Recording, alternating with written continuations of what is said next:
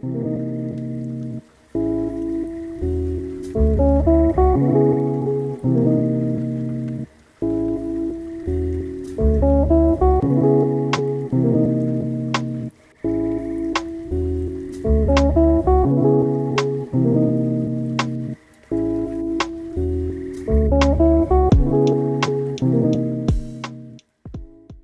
the past 3 videos, I have been talking about how to put error bars onto sample statistics. So if you have the average lifespan of a battery or the efficacy rate of a vaccine, then in order to make it statistically significant in terms of what can we say about all of the batteries or all of the vaccines, we need to do what's called an error estimation. In the 3 videos from last week, I talk about how to do that, right? And when you're dealing with averages or means, we introduced a new type of distribution called the t-distribution. And the t-distribution changes shape based on how many samples you have. And so in this video, I want to answer a common question, which is, when do we know to use a Z-score and when do we know to use a t-score? So sit back, relax, and enjoy the following video. Let's say, for the sake of clarity, a type 1 problem, and this is the order in which we did them in the course or in the videos, right? There's a 3-part video, and in the first video, I talk about a type 1 problem where you want to find the error on a mean, and the key symbol in that formula sheet is the standard deviation of the population is known. Okay, so this is for means where we're given the standard deviation of the population. Now, in a real world scenario, this is very rare. If you look up in this textbook, or if I was using another textbook yesterday to just kind of compare sources, and if you think about it, I mean, who would know the standard deviation of a population? Right? When you're doing your surveying from last year, or you're looking over your results from last year, you might be able to figure out what your standard deviation was, and then you're comparing it to a new, let's say, sampling method. So you could assume the standard deviation is the same as last year or something like that. But in reality, when you're doing an experiment, you don't know this, right? And the more useful, and the one that we'll be doing in lab number 4 this week in class, is you don't know it, right? You're conducting an experiment and you're getting your statistics in real time, right? You're making measurements and you're collecting data, and so the standard deviation that you have to use is the sample standard deviation, because that's the one that you have, right? This is from the data that you're generating.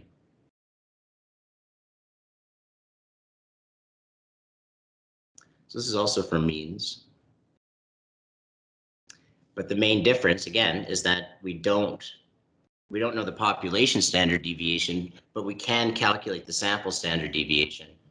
Or in problems with Pearson, they give you the sample standard deviation. So that's really the fundamental decision-making process. Which standard deviation do we have? Now, in the third video, I talk about proportions. They always use Z-scores.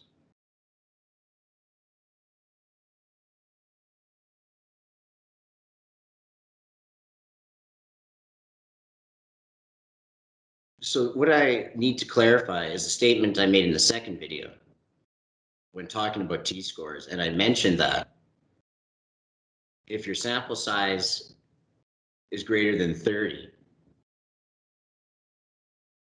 then a Z-score can be used to give you an approximation of the error. Now, why would I say something like that? Why would I make that confusing to say that, well, if if you have a large sample size, then in certain circumstances, a Z-score can be used. I said that because it illustrates an important concept. If you look at the T-score distribution, if you're dealing with a small sample size, like let's say 5, your distribution is not likely to be normal, or you can't assume it to be normal. It's going to be quite all over it might be all over the place. In fact, it will be all over the place, right? Especially if you, let's say, you even have 3, right? And as you get more and more samples, and I do explain that in the second video, I said, as you increase your sample size, let's say now we go up to 5,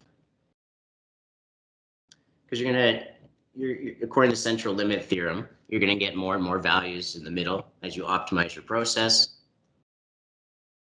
Now, as this approaches 30, and again, this is kind of the statement of the central limit theorem,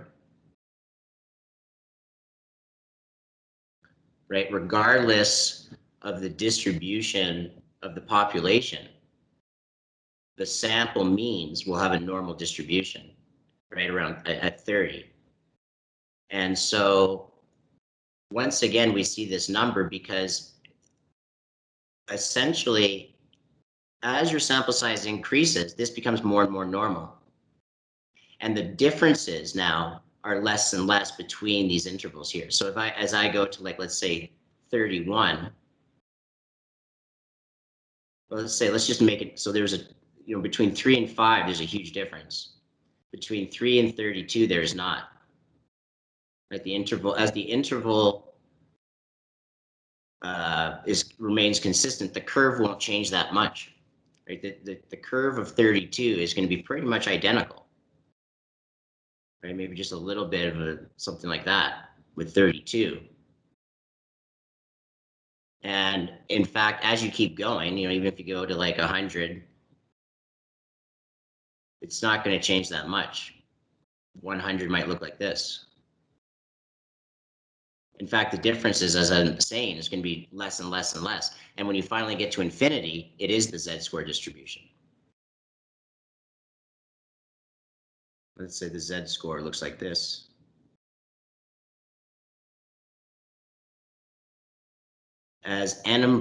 Basically what I'm trying to say here is that as n approaches infinity, your T-score approaches a Z-score.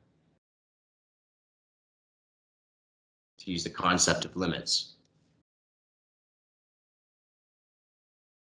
As n approaches infinity, your T-score approaches a Z-score. All I'm trying to say right now is that if you want to play it safe and make sure you get the best possible answer, always use a T-score table in this situation. Right? Even if your sample size is greater than 30, you can still use a T-score. It's just that as your sample size increases, the difference between the Z and the T-score decrease. And as I'll show you today, there are some situations where a Z-score might be a better choice. And that mostly has to do with the limitations of the T-score table. Right? So the first limitation here is that alpha, or the confidence intervals that you can choose, is limited. There's only 1, 2, 3, 4, 5. Right? You can find a confidence interval basically only of, well, 80%, 90, 95, 98, and 99. Right? In other words, it's discrete and limiting in terms of there's only 5 options. So if the question is going to ask you for a 70% confidence interval, or for a sorry, they give you 98 as well. What if they ask you for a 97% confidence interval? You don't know where to look, especially with these lower scores, right? I mean, you could take an average maybe sometimes, but again, there's going to be some sort of an assumption or an approximation that is made. The second limitation that you'll see is the degree of freedom column is inconsistent.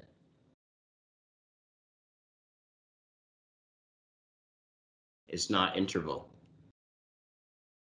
to use that fancy word, right? You go from, let's say you have degree of freedom to 30, then it goes to 31, right? You got 30, 31, and then all of a sudden it jumps at about 40, right? At a 40, all of a sudden it jumps to 45. And then all of a sudden at 50, it jumps to 60, right? So it goes like, 40, 45, and then it goes like from 50 to 60. So if you have sample sizes around here, it can be confusing about where you want to, where you want to read your value. It becomes vague. And especially when you get into the hundreds, right now it's jumping by 100, here it jumps by 500. And you can say, well, it's because it's not changing that much, but that's the point, right? It's not changing in a predictable way, but it's not linear. So interpolation becomes a bit of an issue. But the other thing I just want to point out here is that they even mention here, right, as your sample size increases to infinity, and I guess pretty much at 1,000 for these levels, it's the same. It's not changing a lot. This is the Z-score, and your T-score for 1,000 would be the same. So that's the other limitation, is that sometimes it's vague depending on your sample size, or it's, you have to make a judgment call or an approximation or an estimation of your actual T-score value. And so in those instances, especially if you know that the variable is known to be normally distributed, a Z-score might be more appropriate. But then again, the basic rule of thumb is if the sample standard deviation is known, use the T-score. You're not going to go wrong that way. Again, the only ambiguity can come when your T-score chart is the problem. Now, let's look at an example of this in practice. Let's start with the large sample size. So let's say the average, the mean of 100 engines during sampling, during testing,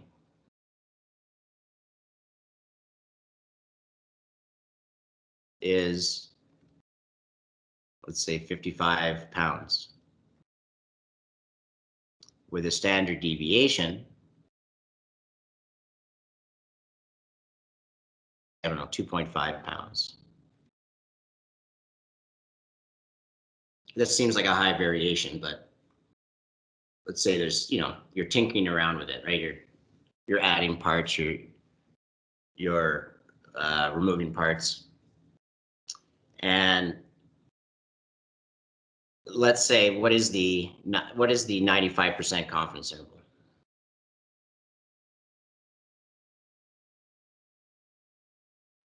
So when you look at a problem like this is why it's important to identify, are you dealing with a sample, standard deviation, or are you dealing with population? Here we're dealing with a sample, right? Because we tested 100.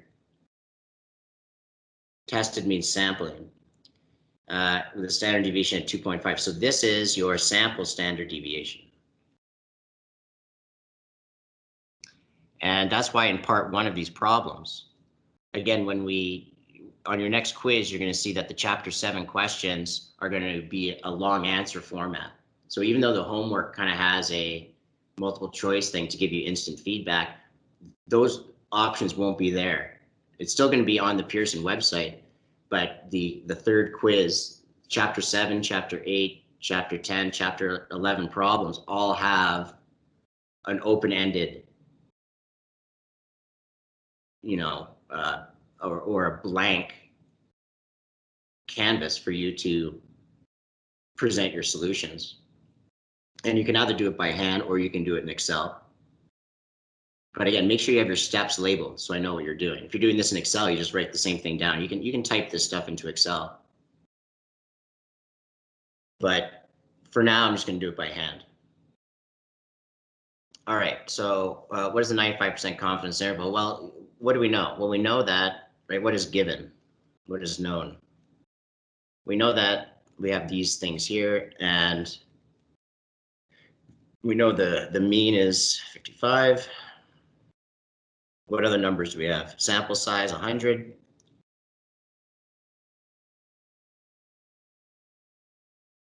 And so the question they're asking you, right, what's the problem? Well, they want to know what's the actual, right, what is the 98% or 95% confidence interval?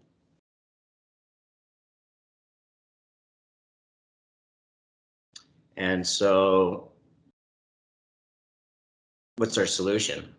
Well, again, I'm going to say that because this is the situation where we know there's standard deviation of the sample, let's use T-scores. But again, what I'm going to show you here is that if we use a Z-score, we get the same answer. So, but let's use the T-score because that's what, you know, it's clearly marked on the formula sheet. Use a T-score, right? If your population parameter is unknown, then use the T-score, right? It's straightforward right here. So let's do that. So what is the T-score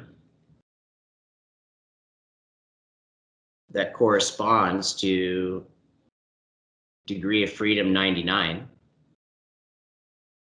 and alpha 0.05? And you would go to your formula sheet,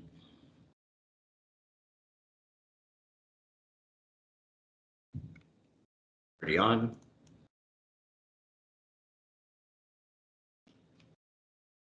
And I would find those values, right? So 95% confident, and the T-score corresponding to 99. Again, we don't really know, but it's the 100 is really close. So let's do that. So I get 1.984. Right, let's use that value, 1.984.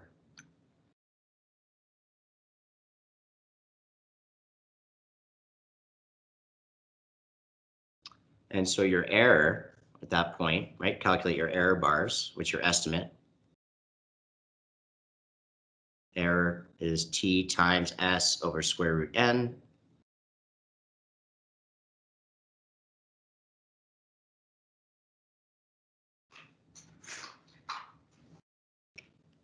Calculator, use your calculator.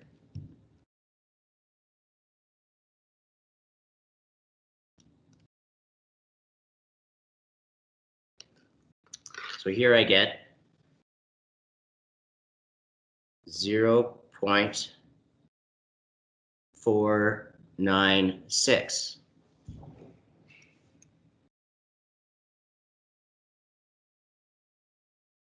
And so your answer would be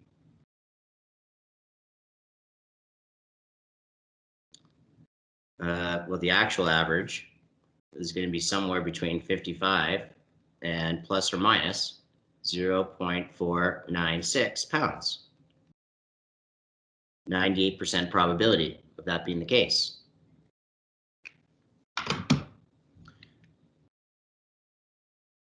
But what is the difference?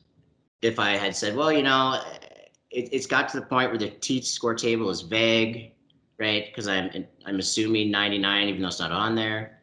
The sample size is significantly bigger than 30. You know, around 30 it might be sketchy, but let's see what happens around here, right? Let's take a look at a Z-score. What Z-score would we use? Well, if you've got enough problems, you'll know that the 95% Z-score is 1.96. And that's, you know, also clearly labeled here, right? They tell you what the infinity value is. Right? So how's that going to change our life? Well, if I use the Z-score of that, what is the assumption I have to make here? Well, the assumption I'm going to make here, again, this is where this also introduces a bit of an error that I should probably mention, right? I'm going to assume that the standard deviation of the sample is approximately the same as the standard deviation of the population.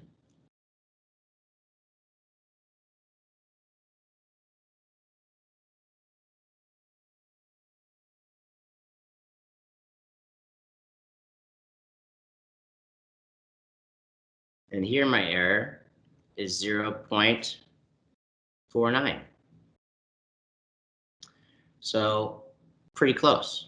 One thing you'll notice here, and this is true of all T versus Z score estimates, and the reason that, again, we're using T-scores is because we're not too sure of the actual distribution, right? We'd rather our error be bigger with T-scores, and it always gives you a bigger error, right? The error is always going to be more generous or more forgiving or bigger. Will always be bigger with T-scores. Right, you'll notice again the pattern or the trend of T-scores as you increase your sample size is it gets smaller. Right, the larger the sample size, the smaller your T-score. The trend is always downwards until it reaches the Z-score. All right, so your final, to get full marks on these things, you need a sentence at the end, right? I want to know the two values here. Now, your final answer here in both cases would be something like this. Now, your conclusion. Again, if you don't have this statement, I'm not giving you the marks. I want to see something like this somewhere when you're answering these questions is there is an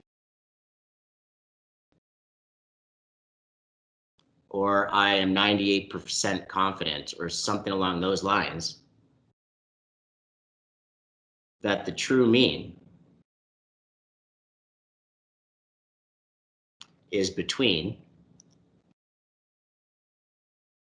And so I'll use so what's the T-score give me, right? So 55 minus 0.496.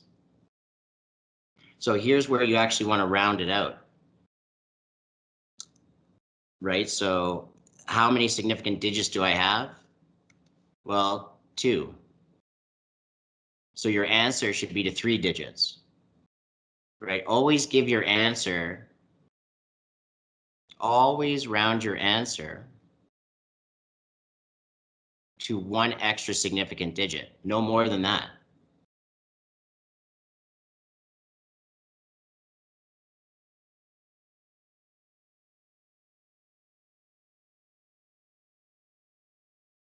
Okay, so if I go 55 minus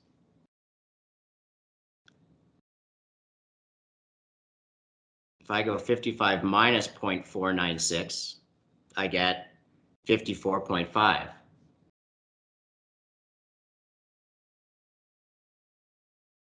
And if I go 55 plus 0.496, I get 55.5.